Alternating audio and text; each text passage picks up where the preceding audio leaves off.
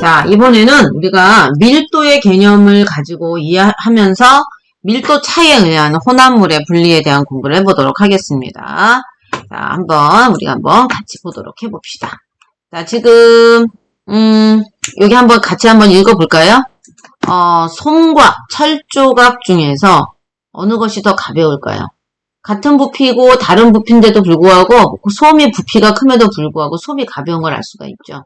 자, 그러면 이거는 이런 차이를 우리가 어떻게 실제적으로 비교해 볼까? 자, 그 개념이 바로 뭡니까? 자, 밀도라는 겁니다. 자, 밀도는 결국은 질량의 개념입니다. 질량. 그런데 이 질량을 어떻게 한 거냐면 비교한 거예요. 어떻게 해놓고 비교한 거예요? 같은 부피를 만들어서 같은 부피에서 질량을 비교한 거예요. 그러다 보니까 밀도는 우리가 여기에 보통 선생님이 뭐라고 얘기했죠? 항상 기준분에 비교하는 양을 올린다고 그러고 있죠. 그래서 기준이 뭐예요? 부피가 기준이 되는 거고 그 다음에 비교한 양이 질량이 되니까 밀도는 부피분의 질량. 그래서 그램 퍼 세제곱 센티미터, 킬로그램 퍼 세제곱 미터 이렇게 쓴다라고 수업 시간에 얘기를 한 겁니다. 자, 그런데 알고 봤더니 밀도가 물질마다 다른 거예요. 밀도마다 물질마다 그 밀도가 다른 거예요. 그래서 우리가 밀도도 물질의 특성이 되는구나. 밀도도 물질의 특성이 되는구나. 이거를 알 수가 있었어요. 자, 그런데 이제 요거는 이제 고체에서 이제 액체일 때 더 얘기가 되는데 기체도 밀도가 있어요. 기체도. 그런데 기체는 압력이 있어요. 압력에 따라 밀도가 크게 달라지기 때문에 항상 기체는 압력을 표시하게 돼 있어요. 그래서 온도와 압력에 따라 기체 부피가 크게 변해. 이거는 여러분들이 작년에 기체의 성질 부분에서 공부했던 부분이에요. 그래서 그 압력의 온도와 압력을 반드시 표시하고 밀도를 표시한다. 이 개념을 여러분들이 알았으면 좋겠어요. 자, 밀도가 그 안에가 촘촘하다 이런 개념보다는 우선은 밀도는 이렇게 왜 밀도가 다르냐? 그거는 결국은 이제 이 원소, 이쪽 분열, 원자 요런 데에서 이제 개념을 얘기가 돼야 되는데 이건 길어지니까 오늘은 밀도는 요런 개념에서 된다. 이런 걸로 우리가 한번 생각해보면 되겠다라고 말씀드립니다.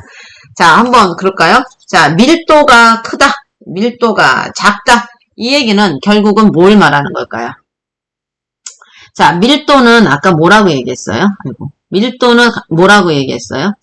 부피분의 질량인데 결국은 뭘 비교한 거예요? 질량을 비교한 거라고 그랬잖아, 질량은.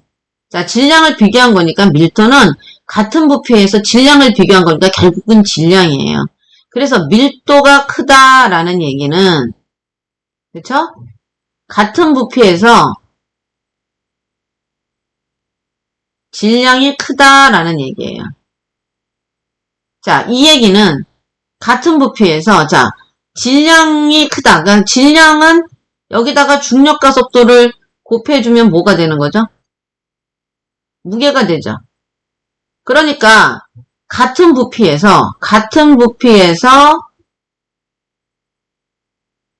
질량을 비교한 영이니까 결국은 같은 부피에서 질량이 크면 클수록 밀도가 큰 거고 그럴수록 뭐가 되는 거예요? 또 무게가 클 수 있다. 그러니까 밀도가 클수록 가라앉는다. 밀도가 클수록 아래쪽에 있다. 왜? 무거우니까. 그러니까 무겁다. 이렇게 얘기하면 돼요. 그래서 이제 대표적으로 선생님이 요거 설탕물 가지고 농도를 달리 해갖고, 자, 설탕물에, 자, 물에다가 설탕을 넣었어요. 자, 설탕을 많이 넣으면 넣을수록 질량이 어떻게 되죠? 설탕이 많을수록 질량이 커지죠. 그러니까 당연히 농도가 높다는 얘기는 설탕이 많이 녹아있다라는 얘기잖아요. 그러니 결국은 얘들이 질량이 크다라는 얘기는 밀도가 크겠죠. 그러니까는 가장 무거운 녀석이 아래, 그 다음, 이렇게 있는 거지. 자, 그래서 요렇게 밀도탑에는 그런 식의 과학적 원리가 들어가 있다면 지금 현재 여기 벨트가 있네요. 요 벨트는 잠수부들이 차고 내려가는 겁니다. 왜냐면 우리 몸이 둥둥 뜨거든요. 그래서 이렇게 납조각, 밀도가 큰 납조각을 허리에 차고 바다에서 이렇게 해서 들어갈 때는 물속에 가라앉을 요거를 이렇게 합니다.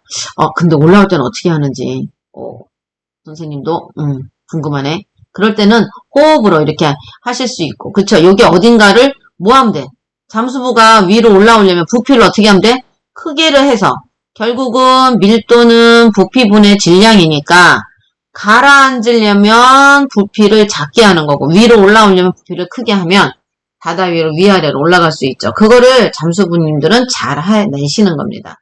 자, 파도 타기에서 물 위에 뜰 수 있도록 어떻게 서프보드는 자, 요렇게 가볍게 해서 우리가 그 위에 뜨게 하는 거죠. 그래서 우리가 활용할 때는 밀도를 활용하는 거에는 밀도를 크고 작게 하기 위해서는 뭐를 변화시킨다? 왜 이 부피를 변화시키면서 우리가 뜨게 하고 가라게 한다. 그러면 뜰 때는 누구의 밀도보다 가벼운 거예요? 맞아요. 물의 밀도보다 작으면 뜨는 거고 물의 밀도보다 크면 가라앉는 거죠. 그 원리를 여러분들이 생각을 하면 되겠습니다. 자, 그러면 이거를 가지고 혼합물의 분리에 우리가 또 일상에 우리가 이제 한번 볼 수가 있는데, 자, 혼합물의 분리에서 벽시 고르는 거 하나 있었고 사금 고르는 것도 있었고, 그 다음에 기름 같은 경우는 위에 뜰 때 요거를 이렇게 뜰 채로 걷어내는 거고요. 그 다음에 요거 원심 분리기. 그치?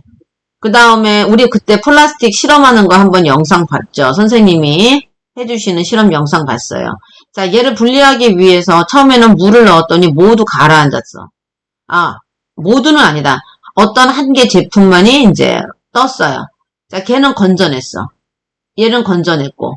그 다음에는 어떤 식으로 했죠? 물을 뭘로 만들었어? 소금물을 만들어가지고 이 물에 여기를 밀도를 변화시켰죠. 그래서 그 밀도를 변화시키면서 이 플라스틱 제품들을 어떻게 했어요? 분리했다라는 거. 그래서 플라스틱마다 밀도가 다르니까 그 밀도가 다른 것을 소금물의 농도를 조절해서 밀도 조절을 한 거예요. 그렇게 해서 분류했다라는 걸 우리가 알 수 있죠. 자, 섞이지 않은 물질이, 자, 요거 같은 경우는 바로 요런 상황인 거죠. 그래서 요렇게 밀도 차이를 가지고 분리하고 있다. 쓰레기도 비닐봉지를 날리는 거, 비닐봉지는 가볍잖아요. 그리고 물 위에서도 플라스틱을 뜨는 것과 가라앉는 게 있어서 그거 가지고도 분리를 합니다. 그럴 때 플라스틱이 부피를 가지고 있는 건 어떻게 안 되겠죠. 그래서 이것들을 잘게 잘라서 그것들을 분리해가지고 플라스틱을 종류별로 분리하는 방법도 있다라는 거 여러분들이 사례 연구를 하면서 알았을 겁니다. 자, 이렇게 해서 밀도 차이를 이용한 공부를 마무리하도록 하겠습니다.